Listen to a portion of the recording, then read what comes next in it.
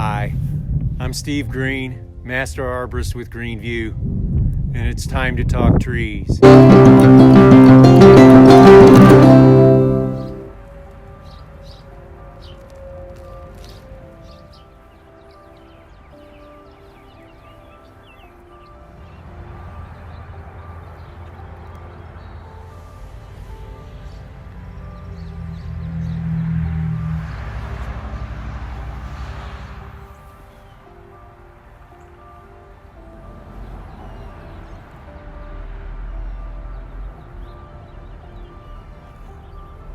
So my topic for today, given I'm back in a winter coat and am having to wear gloves, is going to be cold injury.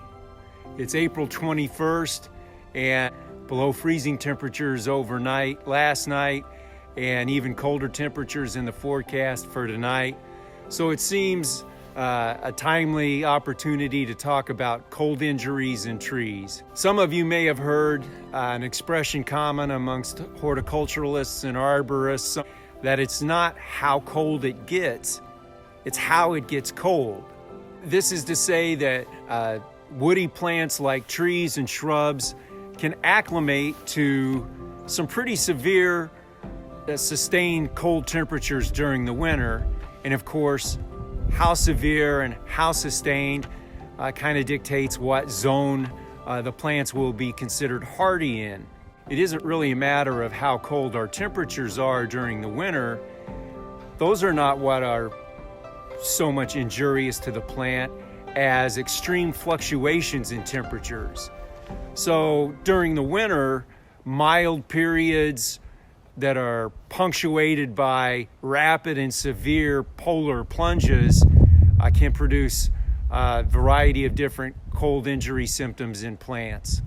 So in plants that are already deacclimated, even a few hours of below freezing temperatures overnight can produce spring freeze injury. That frozen succulent new growth will within a few days appear flaccid or wilty, waterlogged, and eventually will begin wilting, drooping, turning brown, falling off the tree. This can be true of new leaves, new needles on conifers, blossoms on flowering plants.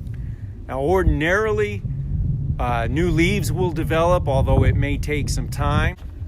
So if the damage isn't too severe, spring freeze injury is often considered an aesthetic matter. Sometimes the damage can be severe. Think back to April of last spring. In about the middle of the month, we had 6 days in a row when overnight temperatures got below freezing. One of those was a pretty hard freeze, 26.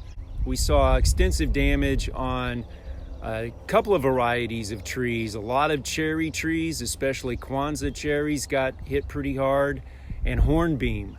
We saw extensive branch dieback, and in some cases, especially with some cherries, complete tree mortality. And some of these were trees that were 20 years old or more. So hopefully we don't have anything that severe out of this cold snap, and time will tell. The takeaway is it's not how cold it gets often with plants, it's how it gets cold.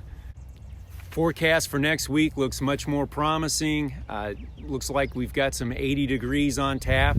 That's Illinois. Snow one week, summer weather the next. So stay tuned.